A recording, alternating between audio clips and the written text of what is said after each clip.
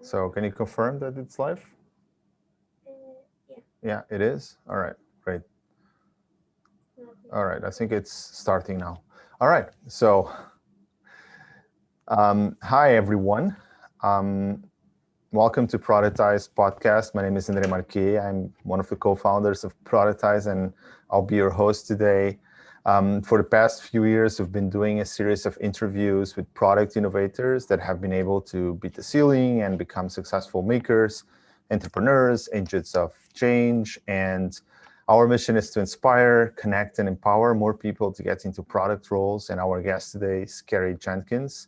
Hi, Carey. Welcome to welcome for being here today. I think you're based in Seattle. Is that correct? That's All right. correct. So it's like 8 hours difference from That's Lisbon. right. Yeah. It's 9 a.m. here in Seattle, so it's Right. morning for me. It's morning for you. It's well, almost a late evening here. It's 5 p.m. So, Carey, let me introduce you a little bit in case you didn't read the bio of Carey. So Carey is Jenkins. She's the CEO of Substantial, a world-class digital innovation and build studio. They're known for partnering with future-driven organizations like IDEO and many others to create meaningful, business-changing digital products and cultures. And Carey spent many years leading large interdisciplinary teams and multi-channel digital projects. She's super passionate about the intersection of ethics and technology. That's actually one of the topics that we're going to talk about today, and deeply invested in fostering open dialogue about the influence of technology in our lives. So, Carey, welcome. And let me Thank ask you. you my first question, which is if you could just tell us a little bit about yourself as a person, as a CEO. How do you define yourself, and the story about your journey, because you've worked many years leading, not just as a CEO but also in other roles. And can you tell us a little bit about that journey? Yeah, I'd love to. So I actually started off in journalism Mm. a long time ago in the 90s, and thought that was going to be my lifetime career. I studied Mhm. journalism in graduate school, and afterwards got a job at a magazine, and actually got pretty disillusioned with magazine journalism pretty quickly. But one of the things that I got to do in that job was two things that became very important to my career path. One was that I was assisting the managing editor and the editor in chief. Mhm. So I was assisting the two people who actually put out the magazine, had the vision, and were in charge of execution. And there's two very strong, powerful women. And the other thing I got to do at that job that had a huge impact on my career was that one of my responsibilities, frankly, kind of a side responsibility that just nobody else wanted at the time, was to help manage the editorial calendar on the magazine's website. So this was in, 1998 or so, and All right. websites were still very new, and magazines were sort of barely paying attention to them, not pushing that much content. The magazine I happened to work for prioritized it a bit more than other magazines might have because it had a slightly younger demographic. Which But that which magazine it was was that? it was a magazine called Jane Oh, magazine, which is now right. defunct, but was the sort of Jane Pratt, who used to be the editor of Sassy. It was her second magazine, and Not to be was confused with Jane's, the defense magazine, right? no, no, Right. no. This was a women's interest magazine. Right. It was around for about 10 years, and of course now since defunct. But at the time, it skewed slightly younger and was certainly, hipper and trying to be more cutting edge. And so they paid a little bit more attention to the website than other magazines might have. And so that experience was really interesting for me. I worked closely with a web team that was also happened to be all women, and learned a lot about digital product and pushing content and creating content and all of those kinds of things. And so I left that job and really in some respects left New York City where I was living at the time, and had the crisis that many people do in their late 20s, like, what am I going to do with my life? And the experience I had working with the website was very unique at the time, and it opened a lot of doors for jobs. And so that's really what funneled me into working in digital product, was that very early experience. So And that's because when you realized you wanted to be in tech, or? no, that's when I really needed a job and I had the Mm, experience to do it. So it was kind of a meeting of, this is the experience I have and these are the jobs that are available. And so I said, well, I'll go down this path. It took several years for me to decide, well, I actually like this. And remember, again, the digital world was still very new at that point. And mhm, so what I mostly did for the next 5-6 years was work within marketing and advertising agencies to help them build supporting digital products for brands.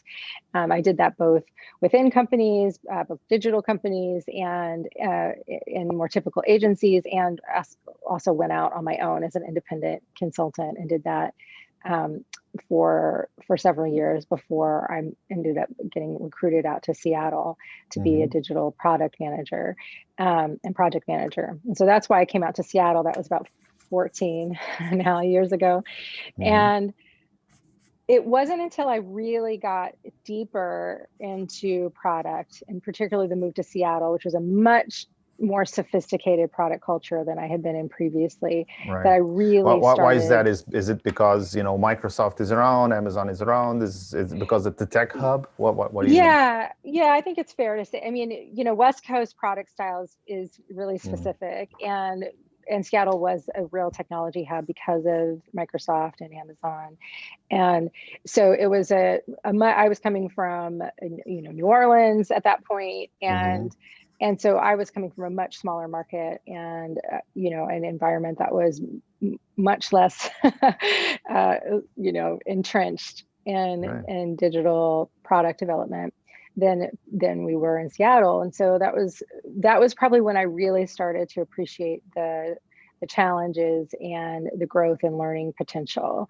But it was still, a good 7-8 years of me working in teams, leading teams, and managing, really insanely intense timelines and schedules and releases and deployments of digital products in the trenches, in a mostly client services environment. So for most of my career, I have been in client services, meaning as a consultant, not on the client side, building an internal product teams. So, and in much of that, I was also, a primary client contact. So there's always been, for me, this sort of dual side to the value I bring, which is that I'm incredibly hands-on with the team internally and working and contributing at the initiative at the ground level. But I also have always had to play a very externally facing client services role. And so I did that for, like I said, another 8 or so years, Mhm. and then was at another sort of inflection point in my career and deciding what did I want to do next. And I happened to hear about a little company called Substantial from a friend of a friend who was working there. At the time, it was very small. There was, maybe 20 people there. Mhm. And, they said they were looking to bolster their client services capabilities. Maybe you should go talk to them. And I did. It was, a company of mostly men at the time, mostly men in their 20s, frankly, very early 30s. It was founded by a man in his, at the time, early 30s, and Mm. or actually late 20s. And so they really didn't have client services as a capability. And I had a very strange interview with these cowboys, and sort of left going, well, I don't know what that company's about really, but they definitely want to build digital products. They definitely have incredible engineering chops, and I'll just put them aside for a little bit. And I continued my job search and finished a big project I was working at the company I was at the time, and then decided after that project was done that it was time to get serious about my next move. And I reached out to Substantial again and said, hey, are you guys still looking? Maybe I could come in and talk to some more people, which is an important lesson, right? I reached back out to them. I did not wait for them to come and call in. I reached back out and said, hey, are you still looking? And they said, yes, we are. And so I Okay. went back and met more people and decided to go on there. And really was part of their first initial push to have a client services team. That has been my job. So what I did is what we call engagement management at Substantial, which is a combination of product management, project management, and account management.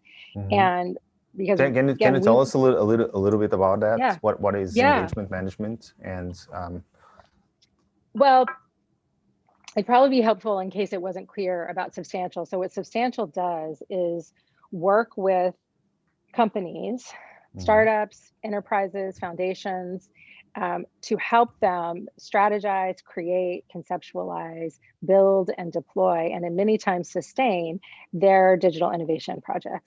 So that could mean, and sometimes not even digital. So they're innovation services, right? We definitely do work in the space that actually doesn't result in a digital product. But I would say primarily what we end up doing is building out a new service line or a new digital product for clients.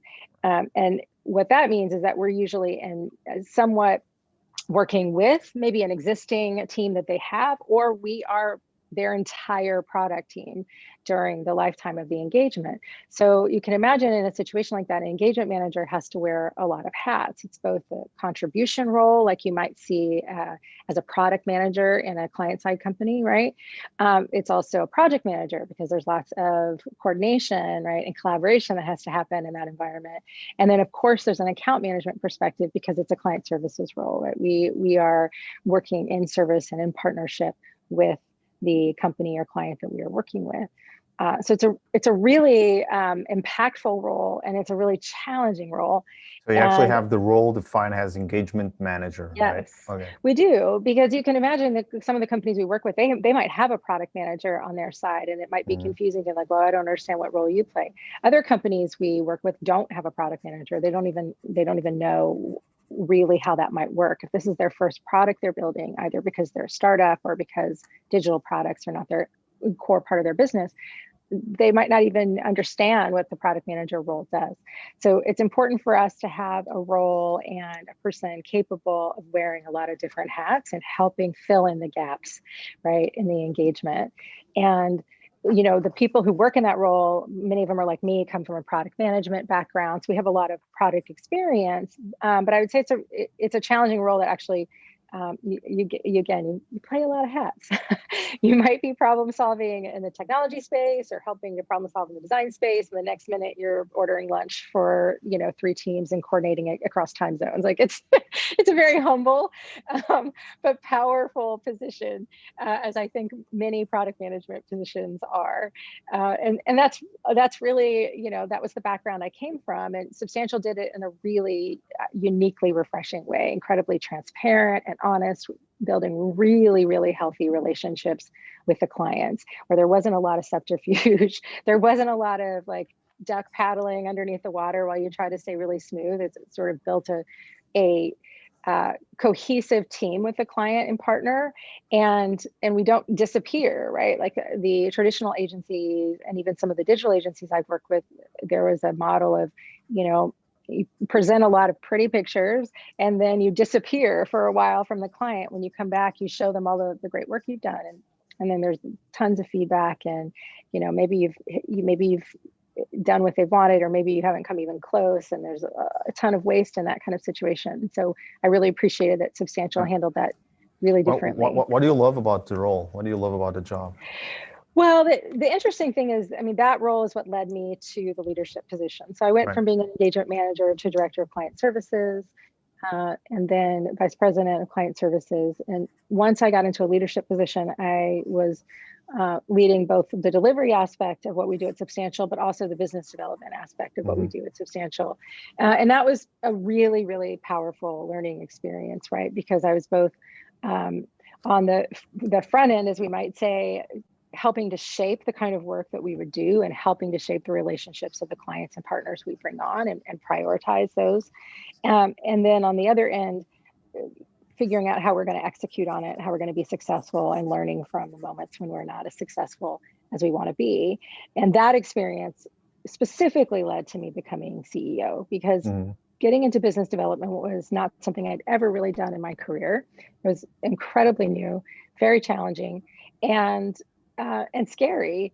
And I really jumped into it, crossing my fingers, and spent a lot of time learning, and it had a lot of humility in the moments that I failed. And what were your learning tricks? Did you have a mentor? Did you have someone inside the company that you were looking into?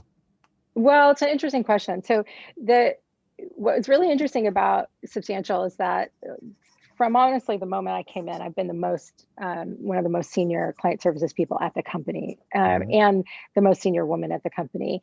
So there came a point when I realized that I had transitioned from a much, much larger company that had tons of women, above me, to a company where I really needed to be the mentor for the people that I was leading. And that was a really interesting, mental shift when you get to a certain point in your career, or even a certain age.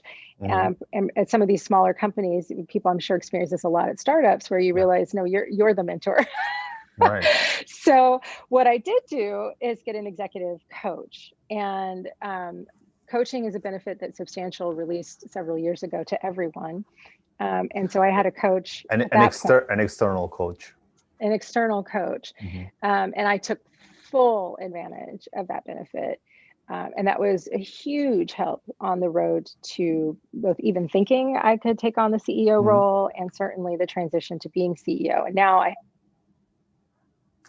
highly recommend that. That's not to say I don't have some mentors, but none that I directly work with at my company.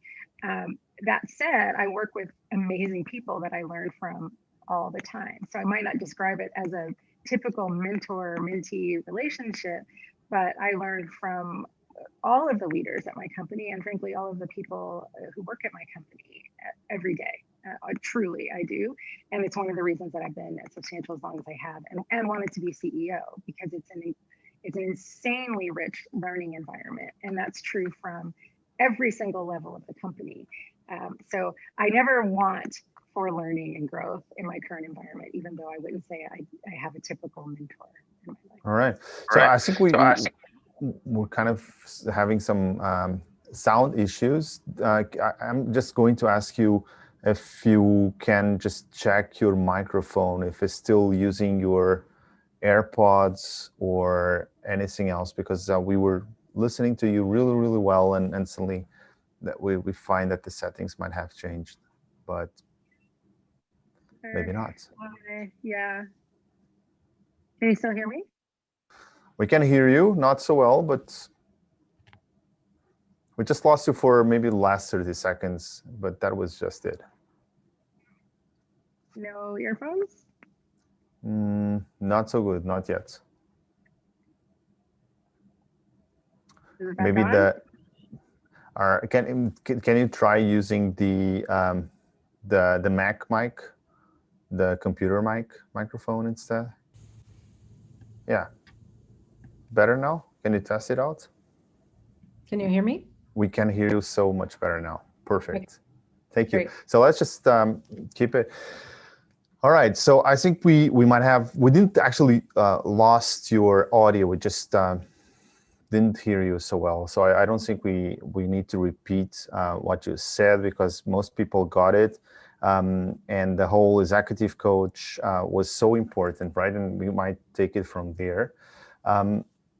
But one of the things that you were saying that resonate with me, and sometimes I actually think about it, as we work here in a smaller environment ourselves, is that if you were saying that you were coming from an industry where you were the most senior, where you were not the most senior person, you had lots of people and lots of women that were much more senior than you, and you shifted from what is essentially a traditional industry magazine into tech. And there's so many opportunities doing sometimes those transitions, right? Where there's so much blood in the water, there's so crowded of people with lots of seniority, but the fact that the industry is simply going downward or is not moving so fast doesn't allow for people that are really, really talented to take responsibility and to grow and to move on. So one of the things that I'd like to understand is, when did you realize you wanted to be the tech industry? Was it after you did the move to Substantial? Was it before, and you already consider yourself being inside the tech industry before that? When was the transitions effective in your mind? Yeah, I remember at the company I was at before Substantial, all of my projects were technology projects, but Right. I would not have described myself as in the technology industry at that point. And I think one of the reasons is because the work that I did still seemed incredibly siloed from the actual technology team that was doing the building and deploying. And that's not entirely untypical in a traditional agency, although I think the product culture has sort of taken over in most places now. And I think most people realize that that's a really antiquated way of building a product, to have sort of, the front of the house completely segregated from the back of the house. But going to Substantial in some respects was me specifically making a choice to choose technology, to really be at a company that's what they were primarily known for, and that's what most of the employees specialized in, and to really jump in to that environment. And I don't have a computer science degree. I would not consider myself. I struggle with technology products just like the next person, even though I run a technology company. But working hand in hand with developers and engineers and designers all at once to build a product has been an astonishingly positive experience for me from a learning perspective. And so that, to me, really was when I would consider myself, now I'm in the technology industry. Now, we partner with technology companies as well, right? We work with companies who specialize in technology. We also work with lots of companies who really don't know their way through technology. And that's one of the reasons why they really need our help. And it's interesting to work with both kinds of clients, right? The clients that are really sophisticated as far as how they innovate their services and products, and those companies that are just starting out and really conceptualizing what that looks like. But for me, and this is one of the reasons why I both stayed at Substantial as long as I have, but also really wanted to lead the company. This is the first time, this experience in my career is when I would really say, I'm a technologist, even though, again, I have no computer science degree. I'm not a product designer, but I think this is. But you are a product person. I absolutely am a product person through and through. And it's one of the things I talk to product communities a lot. And as you mentioned in the intro, in particular about ethics in technology. And one of the things I try to impress upon people is how much power you have as a technologist, and defining ourselves as technologists, even if you are not the person who is writing lines of code or wireframing an interaction. If you are working in a product space, if you are on a team whose objective is to release technology into the world, you're a technologist. Right, absolutely. And you're talking about your executive coach practice, but I guess that was definitely not the only thing you were doing. So how did you manage to get where you were today? Were you actively approaching this as an objective? Were you pushing it, or you're being kind of pulled to the top? How do you feel that? I definitely was not. This was never an objective. I have never once in my career said, there was one time I said it, and it was right before I was given the job. That's not to say I didn't fight for it, but I never thought I would be a CEO. I did very much enjoy the leadership journey and the growth and the utter humility of making mistakes and learning from them, and picking myself back up the next day and trying again, and doing that in a way that was very in front of the company and obvious. And so after a few years on the leadership team, there became an opportunity where I realized our current CEO was going to step down. And I had a sort of offhand conversation. It was with my coach, actually, and said, it'll be really interesting to see who takes his place. And she said, why wouldn't it might be that person? Why wouldn't it be you? Exactly. And I was like, huh. And that was it, and by 4 months later, I was in active discussions for the job. Tangential to that, And without me ever really doing anything with that for a few months, other than maybe talking to my husband about it, our founder and came to me and said, are you interested in this? And so that became, there was months of conversation about it. There was lots of debate. And frankly, I really did have to fight for the role up until the moment that I got the call that I was given the role. So I want to both impress upon the fact that it was not in my career path to be a CEO, but that once I decided that's what I wanted, I still had to fight for it. Right. And that's important for people to understand. You have to direct your career path, and your ideas of what you want are going to change a lot as you progress on that path. Absolutely. And as a manager today, what is like one of the, and I know maybe you guys are using OKRs and all this objective strategizing policies, but as a manager, what is the most important goal that you now focus in Substantial? I think the most important goal that I focus on, and I still have quite a few direct reports, is growth, right? Helping the people that I work with understand that they have almost unlimited capacity to grow to what they want to do and what they want to be. That is the real turning point for my career, which is when I realized that, even in my late 30s, early 40s, like I still had so much to learn, and that was a good thing and not a bad thing, right? Because particularly for women, we are put in environments where I think we feel like the outward appearance needs to be that we always know what we're doing and we always know the right thing to say, and we never ask a dumb question, right? And what that I think tends to do for women is make us feel like we can't admit we need growth, or that we can't admit vulnerability in situations where we might not know the exact thing to do, and that when we make mistakes, they feel heart-wrenching, they depress us. Women can be real perfectionists. And so for me, what I want to do, and I manage a lot of women, is really instill upon them this idea of an opportunity for growth and what that means. And that, growth is not something that just happens in happenstance, right? You have to work for that. But that's what you should be working for. Like working for titles, right, is really probably going to be a game that doesn't pay off in the end. Working for growth is going to pay off in the end. And that's the number one thing that I try to do. And, we have a managers forum at Substantial where we get all of our managers together. That's one of the number one things we work on in that group, is how to encourage growth amongst our people. Because in technology never stops changing, right? It's changing right every single moment of every day. The landscape changes, the environment changes, the languages change, the platforms change. Yeah.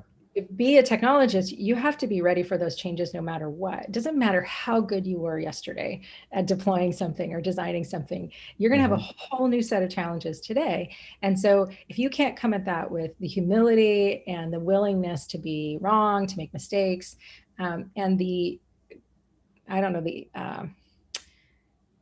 desire more than anything to learn, it's not going to be fulfilling, right?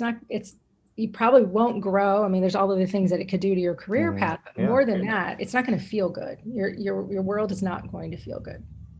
Absolutely. In your own words, I'm quoting you here, but you said it is hard to reflect on the last few years or even the last few months and ignore, like you said, the role of technology platforms to play in our collective sense-making, our social relationships, our physical and mental health, and our politics and elections.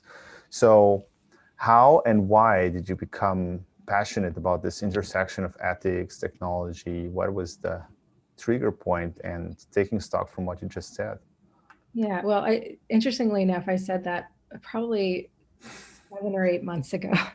So imagine us having 8 months ago, that was a premonition, right? Right. I said that like a long time ago, and nowadays. And so it's interesting to reflect back on that quote. But a couple years ago, not long after I sort of got my bearings as CEO, I I started thinking a lot about what it means to be a technologist. And that, for me, clearly would intersect with who I am as a human being, which is a mother and a vast consumer of technology. I mean, I use all the platforms too, y'all. And it really started me to think about what Substantial was responsible for out in the world. Because we're a client services company, I think it would be easy for us to think that it's out of our control, that our clients really are the ones in control of what their products do and how they do it. But that's not true. They come to us for our expertise. They come to us for our strategies and our skill sets. And we can, I think, be more intentional about how we help our partners. So it started in some respects as just what is Substantial's responsibility in the technology space to service its clients ethically and morally, to make sure that they're servicing their users ethically and morally. And then it became a bigger conversation because I do get asked to speak in the community a fair bit, mostly because I'm a woman CEO in technology, which I recognize is a rarer thing than it absolutely should be. But I really wanted to start those conversations out in the community, because when I speak to the community, it's typically with a lot of product people who are earlier on in their careers, who are deciding where they go. Many of them already work for the largest platforms in the world or are working for startups who are desperately trying to be the next largest platform in the world. And if you're on the West Coast of the United States, as I am, the product culture here is incredibly strong. It's very fast paced. It's very competitive. So I wanted to reach the technology community at large, to really talk to them about the responsibility they have as individuals, what they can bring to any situation as a technologist and as a product creator, whether they're working for Facebook or Amazon, or they're at the next startup down the street, or they're in a consulting environment like Substantial, but we have agency, and that there are ways that we can further ethical innovation in the space. And I guess that's why you published the last year, 2020, the framework for a more ethical innovation, right? Can you tell us a little bit about that framework? What's the result? Are you seeing any tangible, results out of it? Yeah, it's adopted widely, and everything's good now. No. No, I'm not seeing tangible results from it, other than really meaningful conversations. And in some respects, that's what it's intended to do. So there are tons of frameworks out there and processes that you can do in the design space for, more ethical innovation. Human-centered research and human-centered design is certainly one of those. There are lots of things you can do in the development space, around security compliance and how we utilize people's data. My framework is really much more a set of questions that should be asked in the kinds of meetings that I've been in my entire career, right? These are the kinds of meetings that you have that are cross-discipline meetings, or are with leadership making business cases. These are the kind of meetings that prioritize resources for feature sets. All sorts of meetings. These are meetings with CEOs all the way down to meetings with, product managers and individual contributors, where we decide every single day these micro decisions about what the product is going to do and how the user is going to interact, and what value we're supposed to be providing for that user. And that's really where ethics needs to happen. It certainly doesn't replace a monetization strategy that comes from above, right? If the monetization strategy that comes down from leadership is wholly unethical, I'm not saying that an individual contributor with one micro interaction can change that. But what I am saying is that products are built with such large spread out teams at this point, and are built in moments throughout a given day, right? If you're using modern software practices, which is becoming much more prevalent, like they're very agile, you might be using lean startup. Those micro decisions that happen throughout the day have huge impacts on the product that's going to get released to the user. Can you substantiate, and this is not a pun on the name, on a specific example of an ethical decision that you encounter often that you might want, just to elucidate what you're talking about? Well, so let me use a case study that I like to use a lot when I talk about ethics and innovation, and it's a med health platform. It's certainly not one that Substantial was involved in, but this was a platform that was built on the backbone of an advertising platform, like many are. It was a platform for doctors to use, and it was free for them, for doctors, and helped them manage their individual practices. So it offered them some toolkits to help them manage their practices. And what it offered on top of that was advertising, right? So it was advertising to doctors. So the company that developed this, the startup, the question you might ask was who was their customer? Was their customer the doctor, or was their customer who was advertising on the platform? And their users were doctors. Their customer were pharmaceutical companies, right? Because that's who was advertising on the platform. So when they started to build out feature sets for that platform and they started to do research, they weren't thinking about what can we do to make doctors more efficiently give great medical advice to their patients. What they did was decide, how can we get more eyeballs on our ads and sell more pharmaceutical companies' products? You can see the difference in the two things, right? And so a whole host of design meetings and technology meetings and prioritization meetings happened over a year plus worth of time to develop a product that in the end was selling opioids, right, to doctors, was pushing opioids to doctors, so that when they used the platform for efficiency's sake to help their patients, what they got was a pop-up that would encourage them to prescribe pain meds, regardless of whether or not that was the right thing to do in that patient's case. And it absolutely affected hundreds of thousands of patients and drove, hundreds of millions of dollars in revenue for the pharmaceutical company. And so the reason I use that case study is because you can certainly imagine the original meetings where some higher up leaders, a CEO and some vice presidents and SVPs decided that their primary concern was their pharmaceutical company customer and that their advertising platform was ripe for this kind of thing.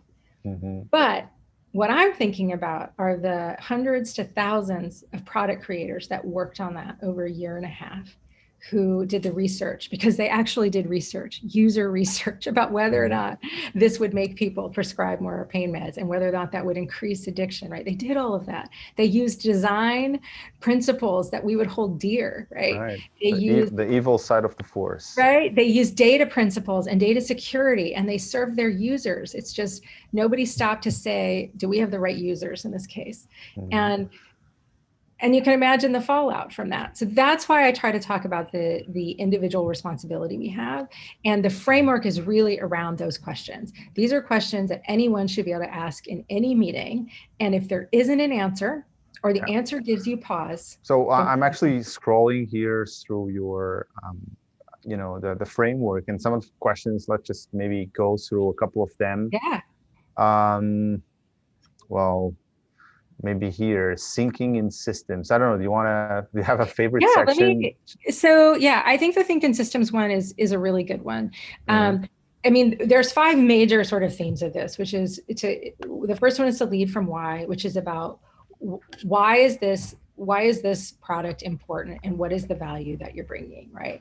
Have you thought critically about who this is serving, what those objectives are, and who's going to be impacted? And could you be transparent to every single person who's going to work on this product about what the intentions of this product are?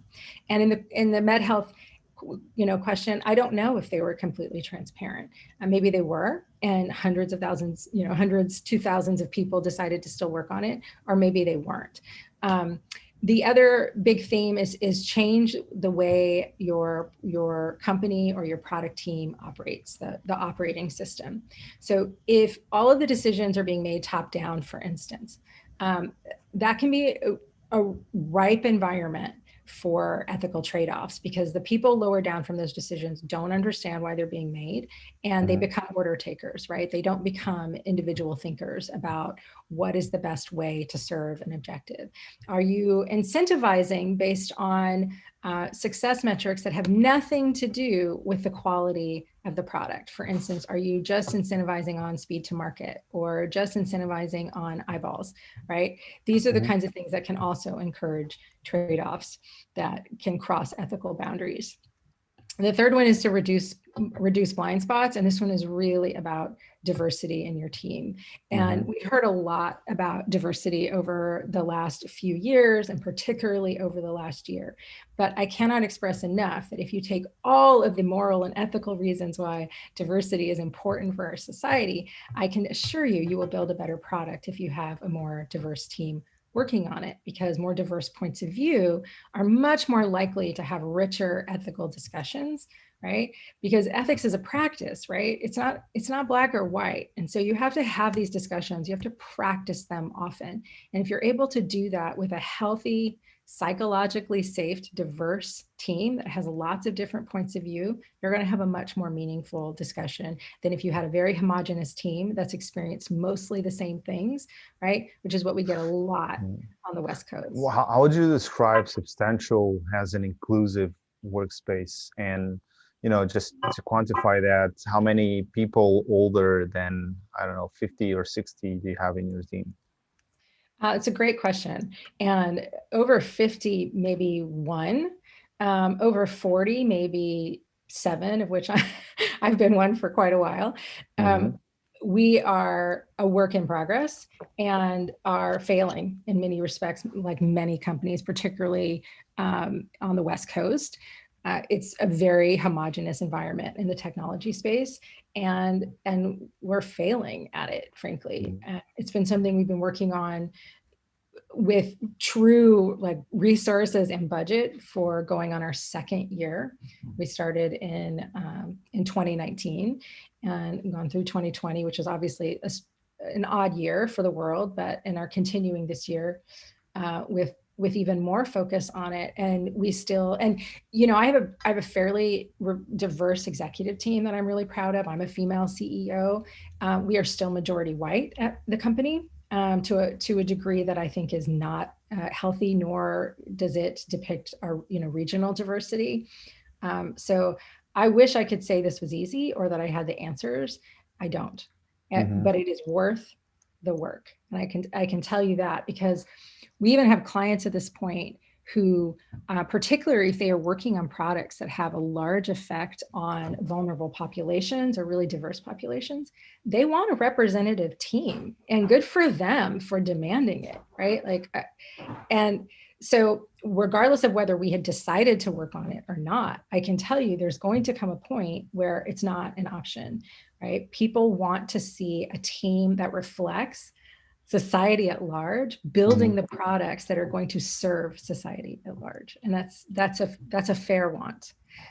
So this one, I think, is the reduce blind spots is incredibly important. And then you mentioned one that I think is also really important, which is think in systems. So one of the things that I think designers are starting to do much more often, which is good, but it shouldn't be siloed into design, is more systems thinking. And what this is about is really pinpointing where your product lives in the ecosystem that it's going to live in, right? And all of the other agents in that ecosystem. Because one of the things that can really help in ethical innovation is thinking about unintended consequences. And you can't really think about unintended consequences unless we had a talk on unintended consequences last year at Productized, actually 2019. On how cities that have optimized for mobility ended up having lots of highways and lots of cars, and how cities, specifically the Netherlands, that have optimized for more inclusive mobility ended up having bike lanes and a much more livable cities, right? So that's a great talk. You can whoever The is thing is, listening can check it the out. systems change, right? So if 10 to 12 years ago, Facebook and Twitter had decided to map out the ecosystems their products were going to live in so they could determine unintended consequences, right? It would be a very different picture than what we see right now. Right. That doesn't mean they're not responsible, right? Because this is an exercise you should be doing consistently. But what it does mean is that systems change. And while you might not think of yourself as a media company 15 years ago, as that system changes and the number one piece of content on your platform starts to be news or news-like objects, then you have to think about those unintended consequences and you have to be active in them. So thinking systems is not a one-time thing, right? It's an all-time thing. Yeah, absolutely. So we have like one last question here from Beatrice, and this kind of intertwines with a question that we tend to do every single person we have in our podcast, which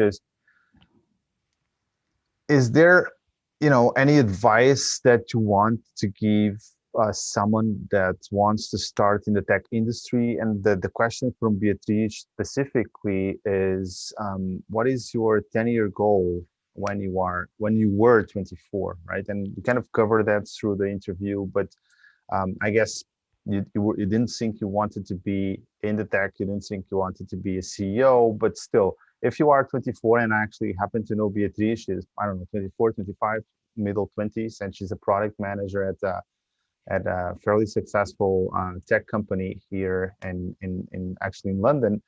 What kind of piece of advice can you give for a 10-year goal plan if you are in the product space? That's a great question, but I'm gonna be I'm gonna be who I am in this moment and say I've never had a 10-year plan. And if the person asking the question is 24 and is working as a product manager at a respected place in London, they were 10 years ahead of where I was. So I would compare where that person is to where I was when I was maybe 34, rather than 24. In my 20s, I was trying to figure out how I was going to pay rent, and like a whole host of other sort of crazy things. I went to graduate school when I was 24. So that was one thing I did out of fear of what to do with my life. And it was for journalism. So you can see how much that affected my 10-year plan. But I still think it's a good question. And I would say what you think about, think about where technology was 10 years ago. I mean, I just made, a comment about that, of what the ecosystem for, Twitter and Facebook would have looked like 10 years ago compared to what it actually is today. Technology changes an insane amount, even within 1 year, let alone a decade. So understand that if technology is what you're passionate about right now, what you're doing in 10 years could look very different. And that's probably what's exciting to you. So the other thing I would say with 10 years of your career is that you should be chasing growth opportunities. You should be chasing great managers, great people to work with, more than you should be chasing the name of the company or the title. Now, I'm not going to tell you not to chase money, because again, that was a decision I would probably do a little bit differently in my 20s if I could talk to myself when I was 24, which is be smarter about money and negotiate harder. So I would never tell you to turn down the massive salaries that they're offering at these huge technology companies if that's important to you and that's what you need in your life. But money aside, when you're thinking about where you want to go, you should look for a diversity of opportunities, meaning spend some time at a very large technology company and then spend some time at a small startup or a smaller company. Yeah. I do recommend that in any decade that a person starting out in their career, that they spend some time at a smaller company. The reason being, particularly if you're a woman, is that the impact you can make at a smaller company is much larger than a giant company. Giant company, you are a cog in a very complex organizational system, right? That gets reorged pretty consistently, and where you have very little say in the direction of the objectives you're working towards. At a smaller company, you have a much bigger impact. Now, it's a lot more responsibility. There's a lot more room for failure. There's a lot less money usually, but that experience really does build leadership. So if in your head right now, you're thinking, well, I want to be a CEO, or I want to be a leader, I want to be, any kind of leadership role, I would recommend in a 10-year time that you balance your time between large organizations and smaller. Company portfolio. So we got a list of books that you recommended. The one that caught my eye was Weapons of Mass Destruction. So can you tell us a little bit why you recommended this book? Yeah, so Weapons of Mass Destruction came out, actually, I think it's 4 years old now, which is yeah, it was 2016. yeah, so insanely long time in technology times. There's a couple books that I really recommend for people who want to understand technology at a level that is maybe before this current quagmire we find ourselves in. And the two that I would most recommend are Machine Platform Crowd and Weapons of Mass Destruction. Weapons of Mass Destruction we actually just did as a book club at Substantial, and had a session on it leading up to our end of year all company summit. And what it really is about is algorithms and how they are utilized both with technology companies and companies you wouldn't necessarily think of technology companies, and what the unintended consequences are to the people affected by those algorithms. So the entire book is about unintended consequences. It's incredibly well written and well researched, and it's sort of the applied mathematics version of it, right? It's very applicable to both us as consumers and what you might be doing in a technology company, particularly if it uses big data and algorithms. I can't recommend it enough. It's a very easy read, but it's really rich concepts. And even though it's, again, a little bit old at this point, it's all still incredibly valid. All right. Yeah. All right, guys. So thank you so much, Carey, for your time. It was really a pleasure to have you with us today. And we covered so many topics. And I can always also thank our listeners and whoever was on YouTube today on the live. If you want to listen to the podcast this Monday, you can just subscribe it to your favorite podcast streaming platform. And if you want to read the recap of this interview, we'll be publishing it on our Productized Medium. That's productized.medium.com. So, Carey, thank you again, and have an amazing day for you. And I hope you can join us in a future session or here in Lisbon, hopefully after the whole situation is over. I would love that. I've never been to Portugal. You've never been to Portugal? I've never been, and I've always wanted to go. I will take you up on that. You're more than invited. And yeah, we've been organizing the Productized conference here in late November every single year since 2015. So unfortunately, last year we didn't do it. We didn't do it in person. We're still kind of understanding options for 2021, but we hope to come back in 2022 as the pandemic situation fades out. Well, I would love to. So thanks so much for having me. This was a pleasure. Thank you so much, Carey. Have a nice day. Bye-bye. Yeah, you too. Bye.